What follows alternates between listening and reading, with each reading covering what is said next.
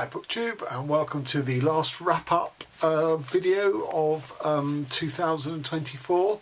There'll be one more video this year which will be my top reads, which will, I'm not exactly sure whether that will squeak into 2025 upload or whether it'll be early January.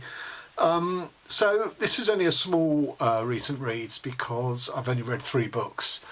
So after I've talked about these 3 books, I will talk about some of the books I'm looking forward to next year. So the 3 books I've read are Javier Marais, Thomas Nevinson, and it's a chunker, and that's why I've only read 3 books since the last upload. That and the fact that I'm working on my final proofs of my latest book, which is a collection of experimental short stories that should be ready to submit in the new year. So there's that. There's Sergio de la Pava's new novel called Every Arc Bends Its Radian. And if you don't know Sergio de la Pava, his most famous book was The Naked Singularity, but also The Lost Empress. He doesn't publish terribly frequently because I think he's still a practicing lawyer in New York. This is his 4th novel, and I've read them all. And finally, some poetry by British poet Caleb Femi. This is called Poor. I read his more recent collection and reviewed in my last wrap-up. I'll post the link to that. But this was his debut collection. So that's it in terms of books that I've read since the last one. I do have 2 or 3 more books I'm partway through I would like to get finished before the new year. And if I do, I will just wrap them up in the first wrap-up video of 2025. Okay. So on to the de la Pava, Every Arc Bends Its Radian. So de la Pava has a very sort of hip and flip style, very funny. And this starts off with a guy in New York who's part poet, part philosopher, and part private eye, the 3 Ps, who is desperate to get away from his life because his girlfriend has committed suicide. So he goes back to his heritage in Cali, in Colombia. Cali, of course, being one of the 2 infamous narco cities, the other being Medellin. But this is set in contemporary times. So although its formal sort of drug empire past is being consigned to history, it's still a city very much formed and shaped by that recent history. And he is visiting his family there, and an aunt of his takes him aside and sort of says, you're a private eye, I need you to find my daughter Angelica, who has disappeared. We think she's been kidnapped. And he reluctantly agrees to this. And the first, is it 3rd? Yeah, maybe the first sort of half of the book is a very clever, well thought out sort of private eye, solving the clues, uncovering, leads. But it's done in a really stylish, not noir per se. I mean, it's very, very kind of South American. 2 of his relatives sort of won't let him go it alone, partly because of family ties, but partly because they're very afraid, because one of the things he uncovers is that although the Cali cartel is no more, there is still a huge criminal underground run by one individual called Exeter Mondragon, and his stamp is everywhere on the city. And as soon as the sort of early clues suggest that he has involvement somehow, they're desperately trying to get their cousin or whatever he is to back off, to drop the investigation. And a suicide note is found by the mother of the missing daughter, but our boy doesn't believe in it. So the first half is very enjoyable, sort of on the level detective fiction, really. And then the second half, which interestingly, in the first half, every chapter has a heading like this. So it's got 5th entry, the indivisible invisible. So sort of a sort of pithy sort of aphorism or whatever. And then it's got the argument, in which it sort of widens out what the theme of that aphorism is and what the chapter content is going to be. So in this case, the universe of possibility constricts at least a bit. Or to give another one, 17th entry, entropy in the soul. The argument: everything is most like water at the precise moment you try to squeeze it tight into your grasp. And they sort of give an indication of what the chapter's going to be. They're very short chapters, I have to say. But the second half doesn't have any of that. Their chapters are longer, they don't have the aphorism, they don't have the argument part, they just have a name of the chapter. And suddenly we veer into far, far darker waters, because this is where he is on the trail of Exeter Mondragon, the crime kingpin who runs Cali. And it seems, runs more than just Cali, that he is evil personified. Sorry, no, I object to the word evil. He is the base human nature that you could reach. He is all about power for power's sake. He's like a sort of mini dictator, and the sort of random nature of the justice and the punishments that he metes out. And our boy has trapped down the house where he thinks Angelica is being held. Say house, it's a mansion really. And is immediately sort of pounced on by Mondragon's goons, and is taken on this sort of physical journey through the bowels of this this building, where he encounters all sorts of dire acts perpetrated on people that Mondragon has deemed worthy of torture and death. At this point, trigger warning, I suppose, for the sort of the gore. He doesn't describe the actual acts of violence, just the results. You know, if to give you an indication, we have things like a human caterpillar, you know, that movie, The Human Caterpillar. He's sort of doing these sort of symbolic, visual, imagistic punishments, a bit like Dante, I suppose, you know, where the sinner got the nature of the death and afterlife, or death in life, to do with their sins. And in a way it's similar. Fortunately, I think we're only exposed to 2 or 3. But this guy Mondragon is all about power. He represents that power has no limits. It is all encompassing. No one could resist it. No one could defeat it. No one could oppose it. And you think, okay, our guy is doomed. There's no way he can resist this. But then we go to part 3, and this is where it gets really interesting. This was completely unpredictable. There is a power more powerful than sort of human psychopathy, when that human psychopathy is backed up with a sort of huge criminal army. And that is the power of maths and the power of the cosmos. I don't mean in a woolly spiritual way. I mean in a way of you know, utter logic.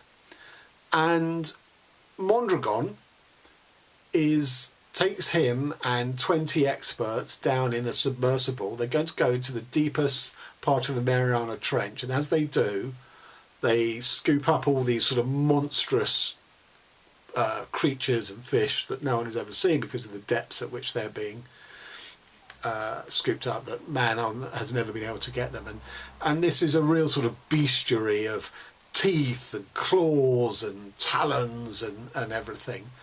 And as Mondragon says to our guy, he goes, well, people said that, you know, described a hydra, a 7-headed hydra, which is one of the sort of creatures of ancient Greek mythology. But we've never found that a hydra exists. There's no proof of its existence. And so, you know, how has it come into existence? Well, it's come into existence through human imagination. That we create these monsters, but we create them as sort of mashups or Frankenstein's monsters of other sort of scary features, monstrous features. Again, teeth, talons, venomous, you know, poison, all this sort of stuff. But he's doing this submersible trip because he's going to prove that there is a hydra down in the deepest depths. Just because we've never seen it doesn't mean it doesn't actually exist. It's not only a product of our imagination. And I don't want to give spoilers, but we move into the, as I say, the third phase. We've had a straight detective story relatively. We've had sort of power for power's sake, and now we're moving into a sort of a future evolution of mankind sort of narrative. Now, I love books that try and speculate on how mankind could evolve and look in the future. So books like First and Last Men by Olaf Stapledon, Atomised by Michel Houellebecq, and this definitely is another one. But it has an interesting twist because we're all afraid of AI because we think they're going to get enough human self-consciousness for them to take over and wipe us all out. Here it's flipped. It's not that AI is going to become more human, it's that humans are going to become more AI, that humans will absorb and adopt the technological speed and prowess of processing that AI currently represents to increase their own thinking power, their own analytical power, and to become more like machines. And it's looking at that evolution, possible evolution for mankind. And I'm not going to say anything more because I don't want to spoil the sort of plot-based elements of how this ends up. It is worth pointing out that there's no evidence that the humanity is evolving, to me, because we seem to have, once we conquered our environments and tamed it, we seem to be de-evolving in the 21st century. All I will say is that at times it teeters on being preposterous, but actually, if you go with it, if you suspend your disbelief and follow the logic of, this line of potential evolution, of absorbing, what AI prevents, of absorbing the capacity and the speed of sort of processing, so that we have almost sort of computer-like brains. And then all the things around that about the soul and spirituality and creativity and all that. It's, as I say, at times it reads a bit preposterous, but I didn't mind that because I was fascinated by the ideas on the show. So, De Pava hits the mark again, 5 stars. I think I've given two of his other 3 books 5 stars. He's just a really, really interesting writer, and I wish he'd give up being a lawyer and write more books more frequently. As I say, 5 stars. So on to Javier Murray, Thomas Nevinson. This was a buddy read with Bob Black, one of my regular subscribers. And this is a spy novel, which, I've studiously avoided all the le carré and all that sort of trope. But this works wonderfully. So initially we have, he starts off by talking about a film made during the Second World War, in which a guy in Germany, I can't remember if he stumbles onto Hitler's estate or he's deliberately going there, and he's a hunter, so he's got a rifle, and he actually has Hitler in his sights, and is going to pull the trigger and assassinate him when the wind blows and the leaves sort of cloud his vision, and he's missed his moment, basically. And he also talks about a book written by a German, sort of a memoir, where this is before Hitler has come to power, where Hitler walks into a restaurant without his bodyguards and entourage and sits down to dine on his own, and this guy recognises him.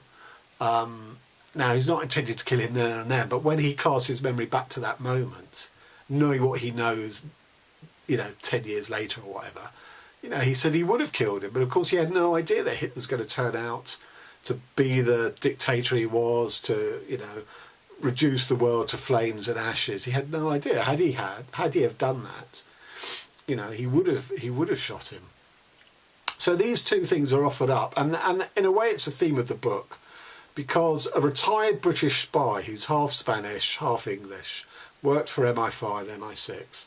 He's retired in his 40s, burnt out, but is recruited as a favour to his ex-boss, who wants to get in with his Spanish equivalent to the Spanish intelligence, because in the 80s, there were 2 bombs which killed 24 people, many of them children, and they've caught most of the Basque terrorists who were involved, but one they never caught, and she was half Irish, Northern Irish, and half Basque, and she worked for both the IRA and ETA, who were terrorist groups that at the time supported each other and swapped sort of expertise.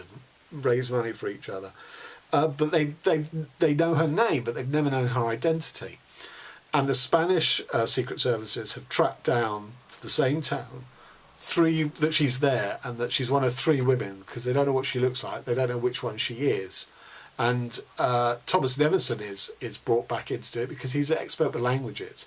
So if this woman, if he can hear them ever speak English, is there a Northern Irish tinge to their accent or their idiom, things like that. So that's why he's got the gig. So he's given a legend or a secret identity or a made-up identity, and he goes and becomes a teacher in this school. 2 of the women, they've managed to plant bugs and secret cameras in. A 3rd they haven't. And he has to basically form an opinion as to which of these 3 women is the one, and that she will be, if there's enough evidence, she'll be, put through the courts and tried. But this being the world of secret services, in all likelihood, the evidence isn't there. It's more a sort of gut feeling based on sort of sound intuition, and that this woman will be wiped out. And this is what Nevinson is wrestling the whole time, referring back to, would you kill Hitler? Well, if you knew he'd cause the Second World War, of course you'd kill him. In the same way as if you knew 100% for sure that this woman was behind these bombings, you would kill her. But A, they don't know that she was directly involved, and B, they don't know which of the 3 women it is. So you don't want to kill the wrong one, who's a perfectly innocent woman.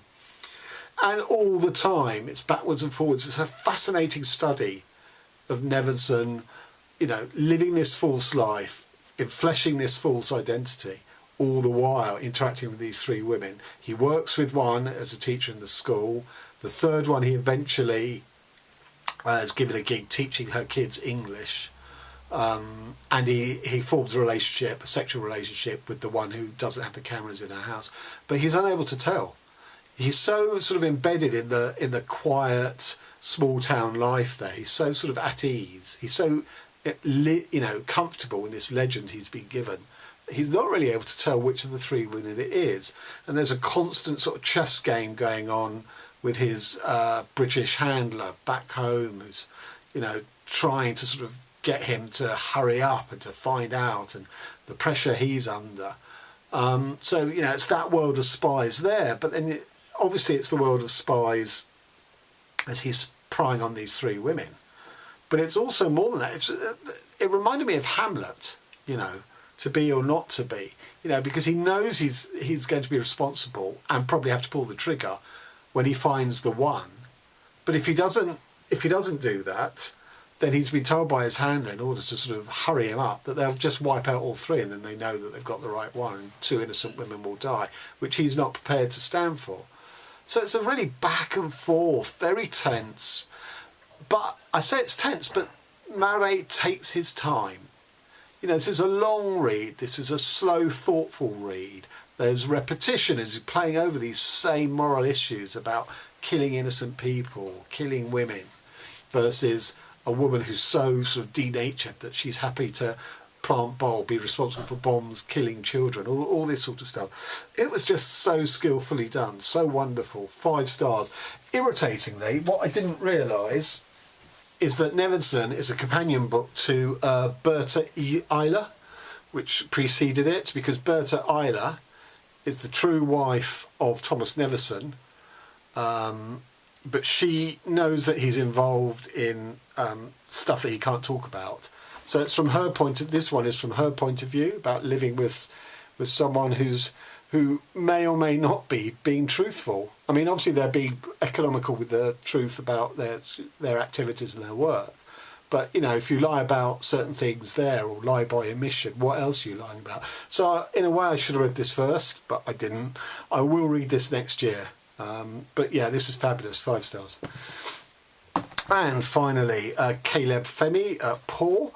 So Caleb Femi grew up in Peckham, which is in South London. And Peckham was this architectural dream of high-rises that were all connected by walkways. And there were shops and services, supposedly, there, so that what the architect said is that you never have to set foot on the ground at street level. Everything was available up in the air. literally. There are two issues of that, or three really. One is that you've therefore ceded the most important quality of a city being the motor car rather than human beings.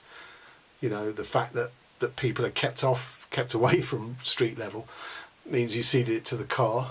The second thing is, of course, all the predations of the street, such as muggers and robbers and all this sort of stuff, well, they just moved up to the walkways, where they had even more protection because it's high up. So the sort of people walking at ground level aren't looking up at what's going on there. So, and of course, the third thing is these buildings were badly maintained and just sort of crumbled and were just terrible, terrible places to live in. And this is where Caleb Femi grew up. So the first half of the poems here are about the architecture, are about the materials of the architecture. There's a lot of poems dedicated to concrete, the nature of concrete, but they're also about gangs, they're about toxic masculinity, they're about the fear of growing up in this atmosphere. There's a lot of patois. There are funerals of people who've died young, men who've died young. There was just so much of it that you know, I really resonated with me. I will say I thought the second half did drop off a bit, in the sense of we didn't get anything further, either more of the same or just stuff that didn't lack the punch. But that some of the words and the sentences and the images of that first half were stunning, extraordinary. So it's really 4.5 stars because of the drop off. But, you know, obviously Goodreads doesn't allow you to do half stars, so I would veer towards 5 stars rather than 4. Great stuff. Or half of it was great. Okay, so just talking about books I want to read, or I'm looking forward to reading in 2025. The first thing to say is a lot of these were published this year, 2024, but in hardback, too expensive, so I had to wait till next year for the paperbacks to come out. That applies to quite a few of these books. It doesn't apply to this, Alan Moore, which I picked up at a reasonable price. The Great When, which is published this year. I like to start every new year with a buddy read, and me and again Bob Black, we're going to buddy read this. You know, I love Alan Moore. I will say I was surprised. I didn't see too much fanfare about the release of this book. I didn't know of its existence. I can't remember. I found it by accident when I was just browsing Amazon. So I'm looking forward to this. It's a book about London, which brings me to my March of the Mammoths, which is Gnomon by Nick Harkaway. Now, March of the Mammoths, if you don't know, is a booktube event where people are encouraged to pick up and read one book during March, not necessarily finish it, but, you know, make good progress on it, that's at least 700 pages long. And this nice, easily sort of qualifies, yeah, oh, it doesn't actually, it's 688, but that's good enough for me. Now, Nick Harkaway wrote, I think, his debut book. Let's see if it's listed here. Annoyingly, it isn't. But he wrote a debut novel, which was described as experimental. So that's why I picked that up. And it's fine, but it's not experimental. And because he'd been described, and this is not Nick Harkaway's fault, but because he'd been described as experimental and turned out not to be, I'd sort of fired him away that he wasn't an author I was particularly going to sort of follow his career and read everything by him. A couple of years ago, there's a book of short stories of his, which means I wouldn't read it because I don't really read short stories, but that got a lot of critical acclaim. So he was sort of back on my radar. But it's really the subject matter of this. This is a near future Britain, this book. And I'm all about near future Britain. It's my country. I have very strong political views. Let's see what another fellow author and artist, what his sort of political views, how they seep into, and what his analysis is of the future Britain. So that's my March read. Now, all of these I don't have yet. As I say, a lot of them in paperback are not actually published yet. So the first, in no particular order, is Rebecca Watson, I Will Crash. Now, her first book, Little Scratch, was genuinely experimental. There were 3 columns of text in each page representing different points of view. I really liked it. So I'm interested to see what this is. I don't think from the sound of it this is as experimental, but, you know, I liked her first book. I'm up for this. The next is an Argentinian author, Antonio Di Benedetto, called The Suicides. Now, I've read a previous book of his called The Silent Tree. He's not a contemporary author, or at least I don't think he is. And The Silent Tree was very good. This is all about suicide. One of my favourite books is it Bernard Levy or Andre Levy? What's his first name? Edouard Levy, called Suicide. So also I have personal history of the subject, so I'm always interested in reading fiction about suicide, so I'm looking forward to that. Hilda Hist, Letters from a Seducer. So Hilda Hist is a Brazilian author, the follow-on from Clarice Lispector in terms of sort of Brazilian female authors who sort of crossed the cultural divide and found an English audience. But there's not much of hers that's available. I'd only read one of her novels, but 2 or 3 I think are being republished next year, and Letters from a Seducer is the one that appealed to me most. Laurent Binet, Perspectives, is a new book, and that will be hardback, but I always make an exception for Laurent Binet. He who wrote HHHH and The Seventh Functional Language, 2 of my favourite novels. Unfortunately, his novel that followed on from those 2 was The Execrable Civilizations. So hopefully he's back on track with Perspectives. He is a writer who writes about historical things, but he writes them in a very subversive way. He's sort of really writing about the production of history. He's not writing about his main focus isn't the period that he's writing about. It's about how we manipulate and how the history industry creates history. So I'm looking forward to that. And please be back to the quality of the first 2. The next one is Deborah Tompkins. It's called Earth, and this book won the Weatherglass Novella Prize as chosen by Ali Smith. Now, I'm always on the lookout for good ecological novels. There are very, very few that are good. Steve Tomasula is a notable exception. So I'm hoping that this makes the grade and gives us an interesting fictional take on the state of the planet. And talking of Ali Smith, her companion piece to Glyph, Gliff, which I reviewed recently, I'll provide the link for that. It's called Glyph, spelt the more conventional way, Glyph. That is due out this year, and I can't say I'm overly enthusiastic about getting to it, but I did feel that Glyph, the first version, left lots of ellipses that this book no doubt will pick up. So I'm interested in it for that in that respect, rather than, oh my god, this is going to be a knockout read in and of itself. I mean, it might be, obviously. Then Natasha Brown, Universality, that was published this year. I thought it's a short book, as was her debut book, and I really wasn't prepared to pay the hardback price for the short book. Miranda July, All Falls, again hardback in 2024. Looking forward to its 2025 paperback version. Miranda July, I find an absolutely intriguing author. I'm really sort of fallen under her sway, so I'm interested to see what this one looks like. And then Lance Olson, Absolute Away.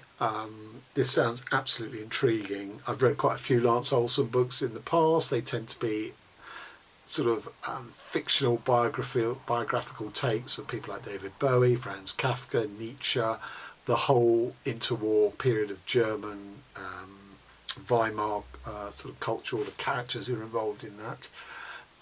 This sounds a bit different. This sounds sort of not focused on specific individuals, but more a historical, I guess, a period, or all of history. I'm not quite sure.